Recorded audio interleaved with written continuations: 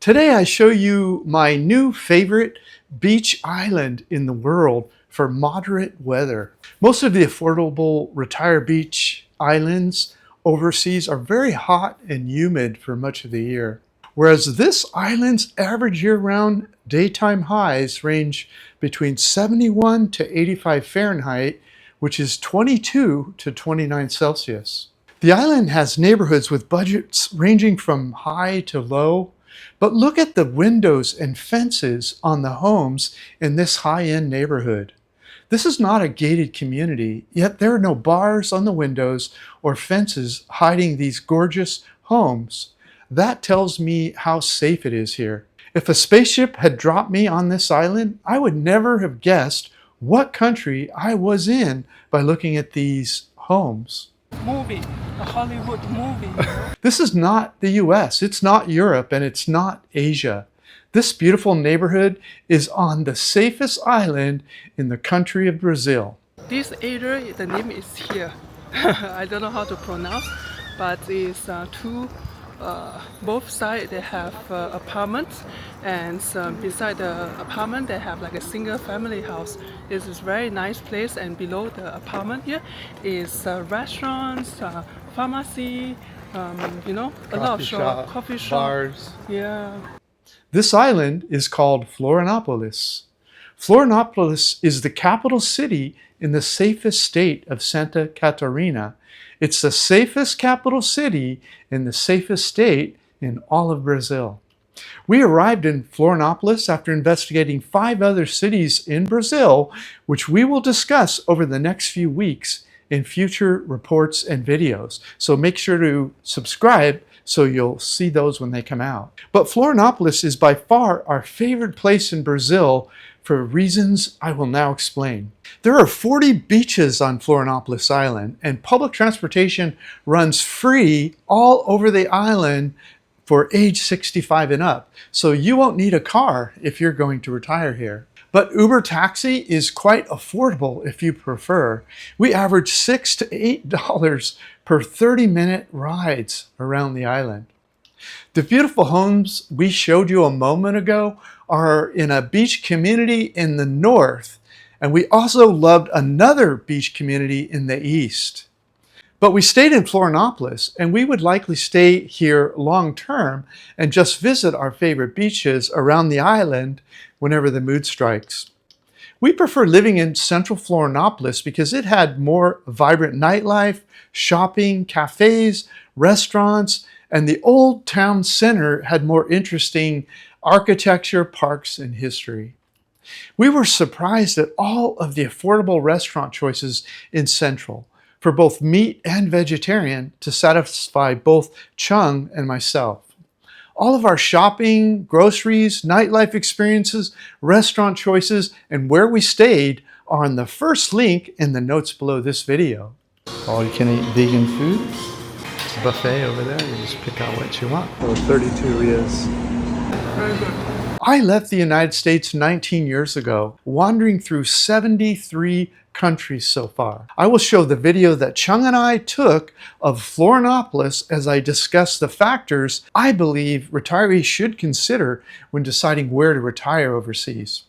I'll start with cost of living. Okay, estimated cost to retire in Florianopolis, Brazil. Rents. I found this furnished apartment, 1 bedroom, 1 bath, advertised for rent today for $520 per month with a long-term lease in the city center on a walking street. Short-term and vacation rentals are going to be much more expensive. Apartments range from about $400 per month to $1,200 per month in central Florianopolis. So we'll show you a table of all expenses in a moment. We'll use $450 US per month for our lower rent estimate and $800 per month for the middle cost of living estimate for expats who want a little more space. Utilities. The weather and humidity are moderate in Florianopolis, so the utilities are not bad. We estimate the year-round average for our utilities would be about $50 per month. The utilities would cost more for the larger apartment, starting at around $100 per month, depending on size and construction. Groceries. We estimate about $290 per month for groceries. Other expats are likely to shop more often in expensive grocery stores and or buy more expensive and imported foods, spending more like $390 per month on groceries.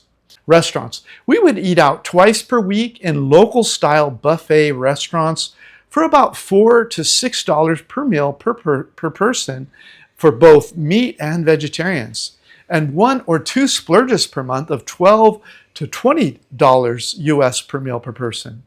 If you add it all up, we would spend around $180 per month on restaurants for the two of us. We may have a beer here and there, but that's covered below in alcohol. Other expats are likely to eat more often at expensive restaurants and less in local style restaurants, so they would likely spend more like $280 per month for two people in restaurants. It's lifestyle dependent. Cell phone data. The cost to get a prepaid SIM card for your unlocked smartphone is about $10 per month. Other couples are likely to buy 2 prepaid SIM cards, so they would spend around $20 per month. We only need 1 because we use it as a hotspot and both people can get online as we wander about the city or the island. Laundry. Unfurnished apartments generally have no washing machines, but furnished, newer ones often do.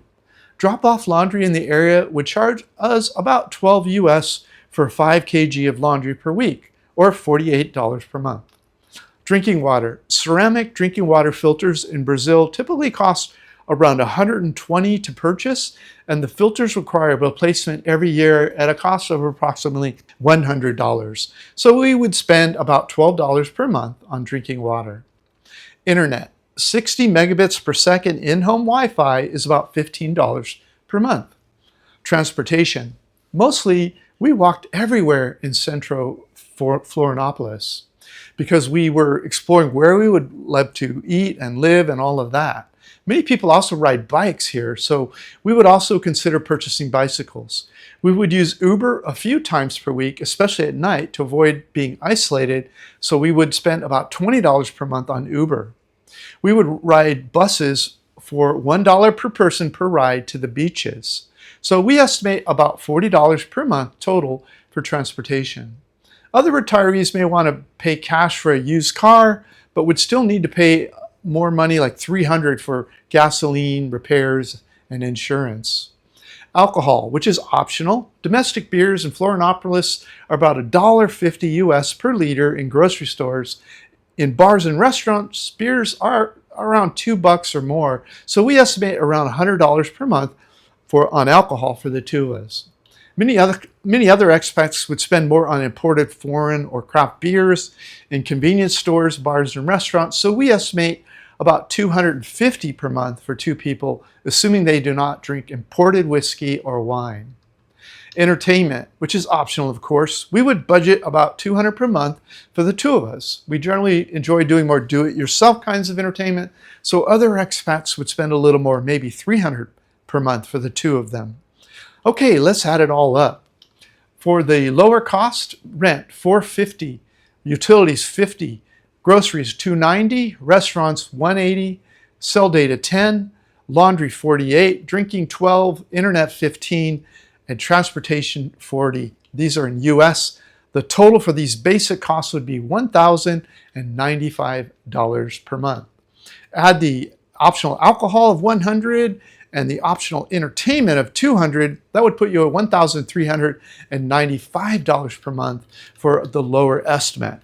The middle estimate with the higher rents, utilities, groceries, restaurants, and transportation, that would be $1,965 per month for the basic costs. Add the optional alcohol of $250 and entertainment of $300, they would be at $2,515 a month for the middle range estimate. We gathered this data with our feet on the ground here in December of 2025, so adjust for inflation after that. The above lower estimate cost of living would be if the two of us lived in central Florianopolis on a tight budget.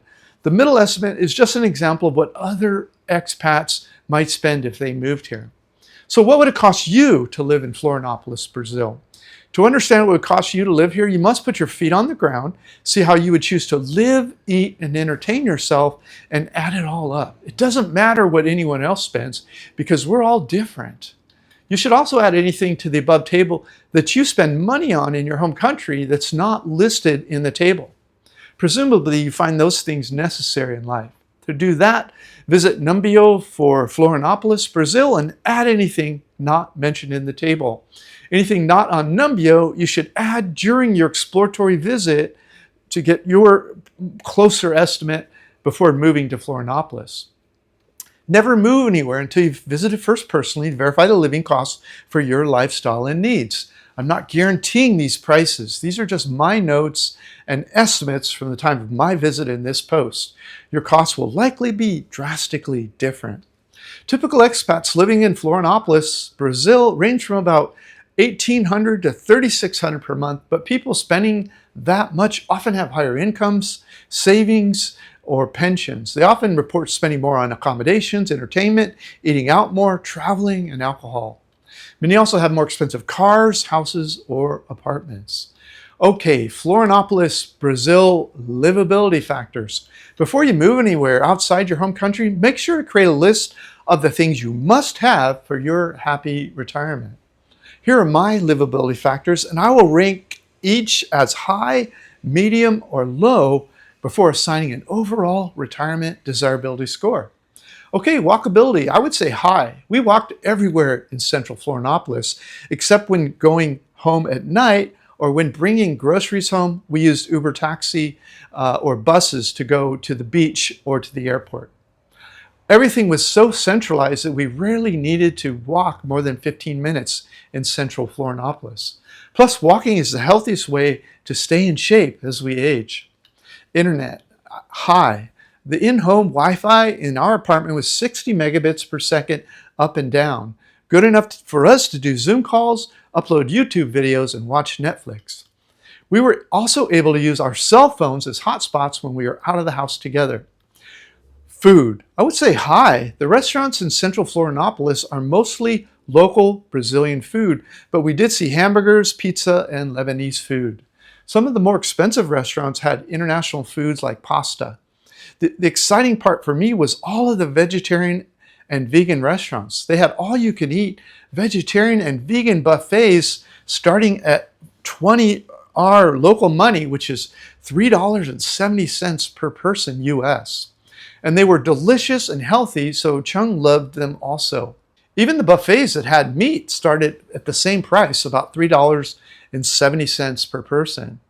And it included a reasonable selection of vegetarian dishes. So if we lived here on a tight budget, we'd be able to enjoy both home-cooked foods and buffets without worrying about going over budget. Weather, I would say high. Brazil's below the equator, so summer is in December, but the temperatures vary little between seasons. Summer daytime highs average about 85 Fahrenheit, which is 29 Celsius, in January, down to daytime average winter of 71 Fahrenheit, which is 22 Celsius in July. The rainy season occurs from December through March, with the most rain of 11.6 inches in January, which is 295 millimeters. Things to do. Florianopolis is mostly known by Brazilians for its beautiful beach life, holidays, and for being the safest state in Brazil. That includes relaxing on the beach, under beach umbrellas, while eating food and drinking beer from the food carts. The beach chairs with umbrellas are free so long as you buy your food and drink from the food carts. Internationally, it's not a widely known destination yet, except for Argentinians and some Europeans. People also surf, they boogie board, and they play volleyball. There are boat tours, fishing tours, and booze cruises. The beach life slows down after dark when people move to the nightlife areas or enjoy family and friends at home. A year-round nightlife, including live music, seems to congregate mostly around the central Florianopolis. Links to our favorite spots are in the full report, including nightlife, restaurants, and where we stayed, and where we shopped. There are a few day trips you must do in Florianopolis. You must visit our favorite beach in the north. You must visit our favorite beach in the east and visit San Antonio, the cute little artist village there. Maps for those do-it-yourself detours are at the first link in the description below this video. Okay, social considerations. I would say medium. English is not commonly spoken in Florianopolis. So you will find a few English speakers in tourist-facing businesses, but not very many. If you're unwilling to learn some basic Portuguese language, you'll be spending a lot of time on Google Translate.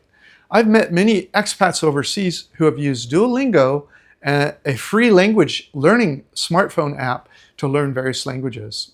Safety. I would say medium. Florianopolis consistently ranks as the safest part of Brazil. We never felt threatened or in danger during our stay. Safety is more based on the neighborhood level than the country level. Make sure to watch my video on how to remain safe all over the world. The main idea is to not get isolated, especially at night. The US State Department issues travel advisories for each part of the world, which you should be aware of. Brazil's level 2 right now. Exercise increased caution. We often travel to level 2 locations, so this is not a big concern for us, but you should be aware of it and listen to my video on safety, which is provided in the safety paragraph at the first link in the description below this video. Okay, expat community, I would say low. We found a few English-speaking expat pages for Florianopolis on Facebook, links provided, but we didn't hear or find many English speakers walking around. So Florianopolis would be more for people who are comfortable using Google Translate if they're just visiting, and to learn Portuguese if they intend to retire or live long-term. So learn how to use Google Translate in multi-language live conversations on your smartphone before arriving. Link provided. And if you love it here, start learning Portuguese. Okay, medical. I would say high. The Healthcare International Comparison Index ranks Brazil 83rd in the world, which is not quite as good as the United States, which ranks 69th in the world. There are different ways healthcare is rated, but this rating seems to consider not only the quality of care, but also what patients are charged. The good news is Brazil's public health system is free to all citizens and visitors, as mandated by the country's constitution. Several tourist videos report receiving free treatment in hospitals in Brazil. Tourist visa, I would say high. Australia, Canada, the US are countries whose citizens are currently required to get a digital e-visa for tourism and business travel to Brazil. Other countries should check the embassy in their home country to verify conditions of entry, or at the bottom of this page, link provided. But you just fill out the form and pay the $25 and you've got a visa. It's not really complicated.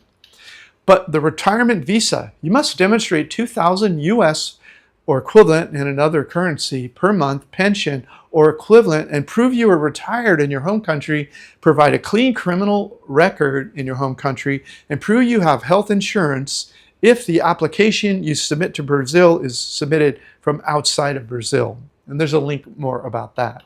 You can probably do this yourself, but if you want a lawyer, I would request a referral to a lawyer on one of the expat Facebook pages. I would ask the expats there for an immigration lawyer who they've used personally to get their retirement visa. Okay, real estate. Foreigners can own land in Brazil, although there are some limitations and significant complications, even for Brazilians.